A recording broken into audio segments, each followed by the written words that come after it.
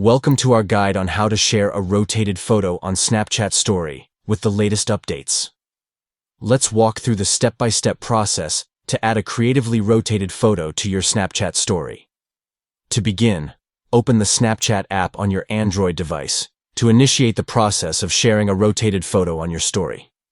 Tap on the circle icon within Snapchat to either capture a new photo or select one from your device's gallery to use for your story.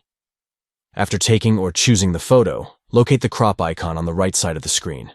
Here, you can access the editing options, including the ability to rotate the photo. Tap on the rotate icon within the editing tools to adjust the orientation of the photo to your liking. Once you are satisfied with the rotation of the photo, tap the check icon to confirm the changes. To share the rotated photo on your Snapchat story, tap on the blue arrow icon at the bottom right corner of the screen to post it to your story. By following these simple steps, you can easily share creatively rotated photos on your Snapchat story to engage with your friends and followers in a unique way.